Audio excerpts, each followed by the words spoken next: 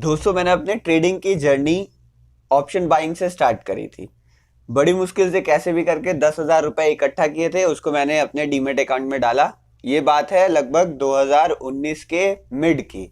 तब मैंने आपको पता है, तब बहुत सारे ट्रेडर्स आ रहे थे नए मार्केट में, एकदम रिकॉर्ड डीमेट अकाउंट्स खुल रहे थे। तो मुझे भी किसी दोस्त ने बताया और मैंने अपना डीमेट अकाउंट खोल लिया। और फिर मैंने देखा कि बैंक निफ्टी ऑप्शंस में बहुत जल्दी पैसा बनता है। बड़े बड़े प्रॉफिट्स के स्क्रीनशॉट देखे थे मैंने ऑप्शन बायर्स के। तो फिर मैंने भी यही किया। मैंने 10,000 रुपये जुगाड़ किए, मैंने डाला अपने अकाउंट में। और फिर उसके बाद पहले दिन मैंने ट्रेड लिया निफ्टी में। मुझे थोड़ा बहुत टेक्निकल एनालिसिस थोड़ा थोड़ा पता था। मुझे पता था कैंडल स्टिक क्या होता है, सपोर्ट रेजिस्टेंस क्या होता है, इतनी मैंने ज़ेरोधा के वार्सिटी एक प्लेटफॉर्म आता, आपने देखा होगा, वहां से पढ़ के मैंने सीखा था, पूरा बढ़िया से नोट बनाए थे।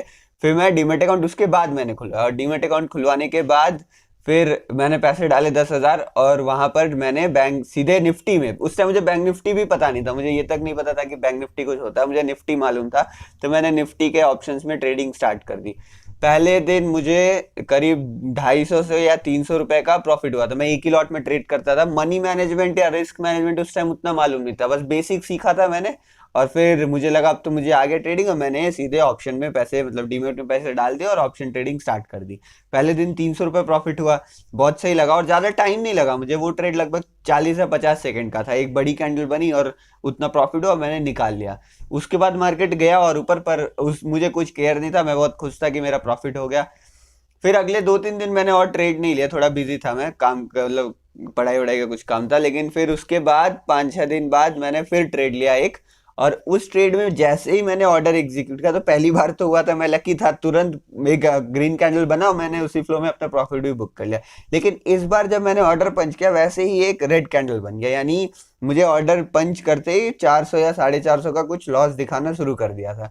उसके बाद मैं वेट कर रहा था कि वो ग्रीन में जाएगा, पर आप देखते हैं ना ब्रेकआउट आता है, तो मैंने ब्रेकआउट पे एक ट्रेड लिया था, तो वो ब्रेकआउट फेक ब्रेकआउट हो गया था। तो उस ब्रेकआउट के बाद मार्केट नीचे आने लगा, नीचे आ रहा था 400 से 450, 500 हुआ लॉस।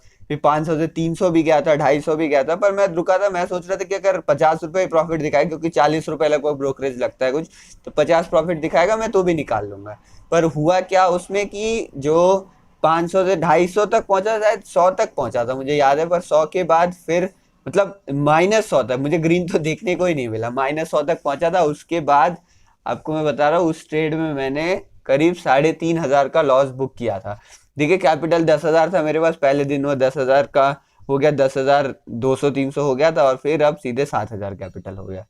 और इस दिन के बाद मैं काफी शॉक था, पर मुझे लगा अभी तो 7,000 बचे हुए हैं, और ऑप्शंस में तो 100-200% का रिटर्न बनता है, तो किसी दिन मैं लकी होऊंगा, मेरा 2x 3x हो जाएगा, तो लॉस तो रिकवरी हो जाएगा। पर जैसा सोचते हैं वैसा कुछ भी नहीं हुआ, और केवल मुझे करीब 7 या 8 दिन लगे थे, मेरा ये 10,000 वाला डीमेट पूरा तरीके से ब्लोन अप हो गया, खाली हो गया। लेकिन फिर भी मुझे यही लगता था कि इतना भी लॉस को रिकवर मैं कर सकता हूँ, क्योंकि ऑप्शन में हमें रिटर्न बहुत ज़्यादा मिलता है। तो ऐसे करते हुए करीब 2-2.5 साल लग गए मुझे अभी प्रॉफिटेबल होने में। और इसके बीच में मैंने लगभग 5-6 ट्रेनर्स, यानी आप यूट्यूब में जो भी बड़े ऑप्शन बायर का नाम ले लीजिए, मैंने सबके कोर्स खरीदे हुए, और मैंने सबको देखा है, मैंने सबकी ट्रेडिंग स्टाइल समझी है, सबको डिकोड करने की कोशिश करी है, वो क्यों ट्रेड लेते हैं, वो कहाँ ट्रेड लेते हैं, सब कुछ समझा है मैंने। और फिर करीब 4-5 और अकाउंट ब्लो हुए, पर मैं ये करता था, मैं हमेशा छोटे पैसे डालता था, हर अकाउंट में कम पैसे डालता था, ब्लो हो गया तो फिर दोबारा अकाउंट को रिफिल कर देता था। पर मैंने ऐसे करते हुए करीब 5-6 बार अकाउंट ब्लोन किया, और लगभग 1-1.5 साल हो गए। अब मुझे समझ में आया है कि आखिर मैं पहले गलती क्या करता था, और मैंने कौन सी गलतियां जो मैं पहले करता था वो मैं अब करना छोड़ दिया, जिस कारण मैं थोड़ा प्रॉफिटेबल हो पाया हूँ। तो इस वीडियो में भी मैं आपको वही बताने वाला हूँ कि जो कोई भी एक नया ऑप्शन बायर होता है, वो आखिर गलती करता क्या है। देखिए मैंने मतलब देखिए यहाँ पे मैं बहुत देर से सोच रहा था, वैसे ज़्यादा सोचने में टाइम नहीं लगा, क्योंकि ये पूरी जर्नी ही है मेरी जो मैं आपको बताने वाला हूँ। एक एक चीज़ एक्सपीरियंस करा है शुरू से, तो पता है कब क्या प्रॉब्लम होती है हमें। तो वे देखिए, अब मैं बोल रहा हूँ ना, सबसे बड़ी गलती हमारे माइंडसेट में है, मतलब जो हमारी सोच है उसमें गलती, टेक्निक में कोई गलती नहीं है। अब मुझे ये बात कहना क्यों पड़ रहा है, देखिए वैसे तो मुझे अगर आइडियली देखा जाए तो मुझे ये बात कहनी ही नहीं चाहिए थी, लेकिन आजकल कुछ लोगों ने ऐसी मतलब ऐसी मिथ फैला रखी है मार्केट में कि ऑप्शन बायर कभी पैसा बना ही नहीं सकते हैं। Option buyer never makes money, वो अपनी अलग बात बताते हैं कि 70% चांस होता है सेलर का, और 20-30% चांस होता है ऑप्शन बायर के पैसे बनाने का, तो हमारे खिलाफ वो है, थीटा डी के बाकी सब चीजें हमारे खिलाफ है, तो ऑप्शन बाइंग करनी नहीं चाहिए। वो तो यही बताते कि ऑप्शन बायर लूज करते हैं, इसलिए आप ऑप्शन सेलिंग सीखना है तो मेरे पास आ जाओ, मेरा इतने का कोर्स है। मतलब मैं कहूंगा नहीं, पर वो बोलते हैं कि अगर आपके पास 10 या 12 लाख का कैपिटल है तो आप मुझे उसमें 25-30 हजार रुपए दीजिए, मैं आपको सिखा दूंगा ऑप्शन सेलिंग, और आप ऑप्शन सेलिंग करिए, क्योंकि ऑप्शन बाइंग में कोई करियर, कोई फ्यूचर, कोई स्टेबिलिटी कुछ भी नहीं है। लेकिन दोस्तों यही कारण है जो मुझे आपको ये बताना पड़ रहा है कि ऑप्शन बाइंग की टेक्निक गलत नहीं है, यानी ऑप्शन जो बायर होते हैं वो भी पैसा कमाते हैं। देखिए, जो ऑप्शन बायर है वो बहुत ज्यादा स्मार्ट होता है, ऑप्शन सेलर स्मार्ट नहीं होता। उनको स्ट्रेटेजीज आपको पता है, अब मार्केट खुलता है लोग 9-20 पे स्ट्रैडल बना देते हैं, तो उसमें कुछ दिमाग नहीं लगता। पर जो ऑप्शन बायर होता है वो एक बहुत स्मार्ट होता है। लोग कहते हैं ना कि ऑप्शन बाइंग गैम्बलिंग है, मतलब जुआ खेलने के जैसा है, पर वो बिल्कुल भी नहीं। ऑप्शन बाइंग एक आर्ट है, एक कला है, जिसको सीखने में थोड़ा टाइम लगता है, पर अगर आप सीख जाए तो ये बेस्ट ट्रेडिंग अपॉर्चुनिटी हो सकती है ऑप्शन बाइंग। लोग कहते हैं ना कि ऑप्शन सेलर जो होता है वो टेबल पर पैसे लेके आता है, मतलब उनके पास कैपिटल होता है, पैसे लेके आता है, और एक समझदार ऑप्शन बायर होता है, वो उनके सारे पैसे लेके घर जाता है।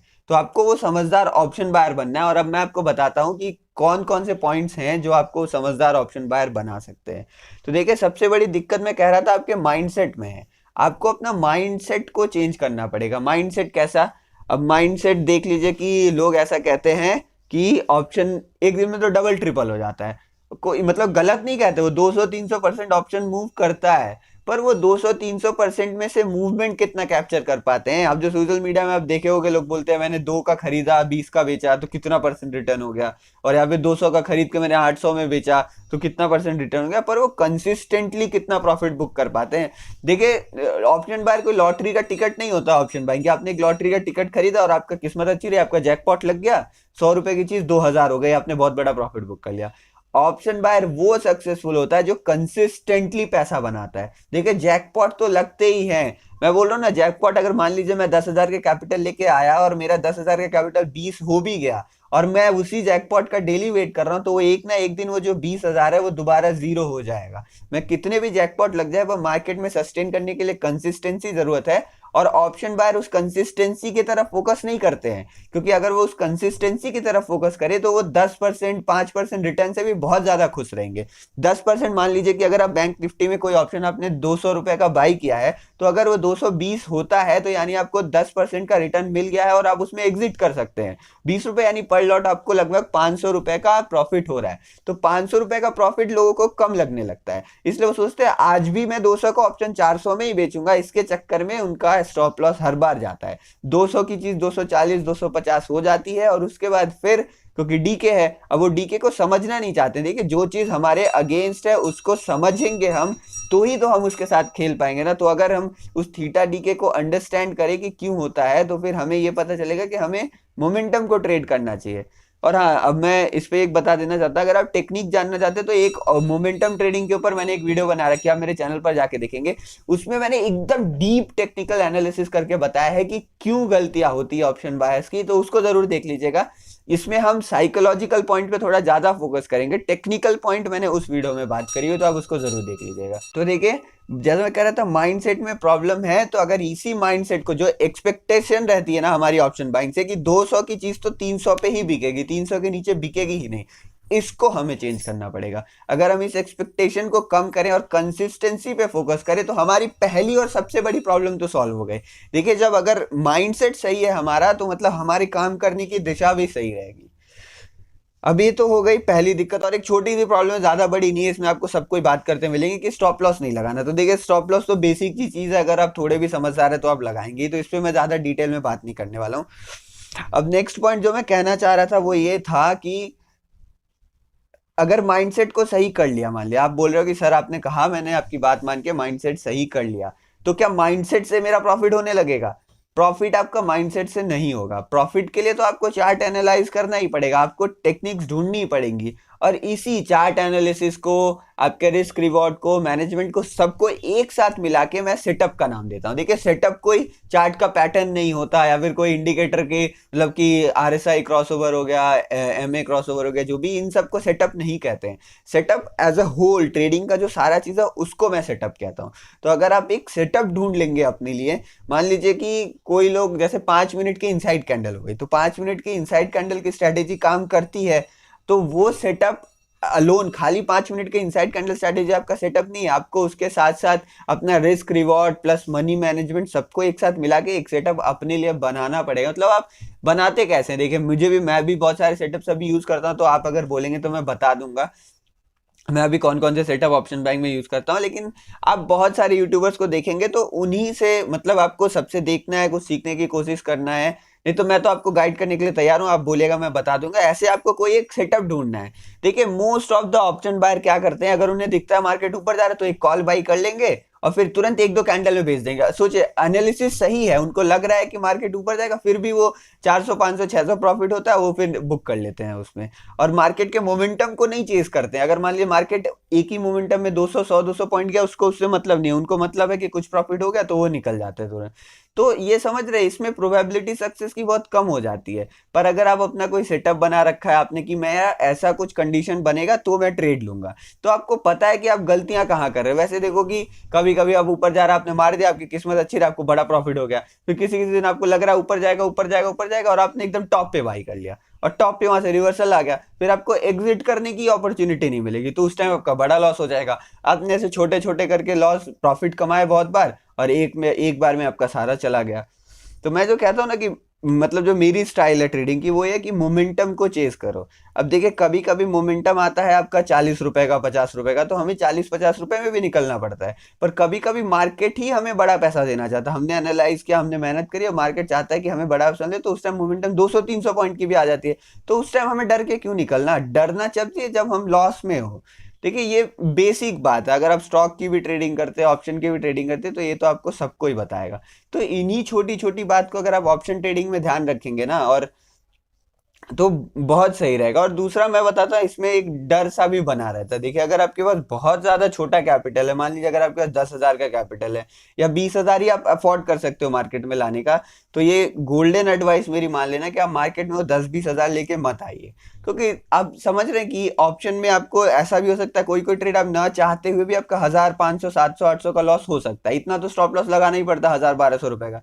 तो आपके 10-12 ट्रेड में आपके अकाउंट जीरो हो जाएगा, 10-12 लॉसेस हो गए आपको। तो ऐसे नहीं करना। अगर आपके पास केवल 10 या 20 हजार रुपए ये जो आप अफोर्ड कर सकते हैं, तो आप पहले पेपर ट्रेडिंग करिए, और फिर उसके बाद आप मार्केट में जब आप पेपर ट्रेडिंग में कॉन्फिडेंट हो गए। देखिए पेपर ट्रेडिंग भी करना तो आपको सीरियसली करना पड़ता है। पेपर ट्रेडिंग में हुआ हमें अनलिमिटेड फंड्स रहते हैं, किसी दिन मन क्या 1 लाख क्वांटिटी मार दी, 1,000 क्वांटिटी मार दी, 2,000 क्वांटिटी मार दी। तो ऐसे नहीं करना है, आपको एक ही लॉट पे प्रैक्टिस करनी है और सीरियसली प्रैक्टिस करना है। देखिए वहाँ आपको पैसा नहीं मिल रहा है, पर आपको पैसा कमाने का तजुर्बा मिल रहा है, और अगर आप वो तजुर्बा लेके मार्केट में आएंगे तो आप यहाँ से जितना मर्जी उतना पैसा कमा सकते हो। तो ये सोच के आपको पेपर ट्रेडिंग करनी चाहिए। आई होप मैंने सारे अभी जो इंपॉर्टेंट पॉइंट्स है कवर तो कर दिए हैं, पर अगर आपके उन्हें अभी भी कोई भी डाउट है तो आप कमेंट सेक्शन में बताइए, मैं अभी सारे कमेंट्स का रिप्लाई आपको कर दूंगा। आई होप थोड़ी सी हेल्प मिली होगी वीडियो में। अब देखिए अगर अगर मुझे लगता है बाद में कुछ और पॉइंट्स मुझे याद आते, क्योंकि देखिए मैंने आपको अपना प्योर एक्सपीरियंस बताया, कुछ स्क्रिप्टेड नहीं था, बस 2-3 पॉइंट्स मैंने लिखे थे। तो अगर मुझे कुछ और लगता है जो मैं मिस कर दिया तो मैं एक का पार्ट 2 भी बना दूंगा। लेकिन ये वीडियो आपको कैसी लगी जरूर बताएगा, और आई होप कि अगर आप ऑप्शन बाइंग में आना चाहते हैं तो आप सोच समझ के आएंगे, पेपर ट्रेडिंग पहले करेंगे, अपने चीज़ों को देखेंगे, अपने मनी को मैनेज करेंगे, रिस्क रिवॉर्ड मैनेज करेंगे। आप यहाँ पर बड़ी बड़ी एक्सपेक्टेशन लेके नहीं आएंगे, प्रैक्टिकल रहेंगे आप। चलिए best wishes for your trading journey ahead. अगर आपको वीडियो पसंद आए तो लाइक जरूर कर दें, और आप ऐसी वीडियोस के लिए चाहे तो चैनल को सब्सक्राइब भी कर सकते हैं, और टेलीग्राम चैनल है मेरा, वहाँ पे भी हम कुछ डिस्कशन कर सकते हैं। तो अगर आपको कुछ डिस्कस करना है मेरे से, आप वहाँ भी ज्वाइन कर सकते हैं। चलिए मिलता फिर नेक्स्ट वीडियो में, धन्यवाद।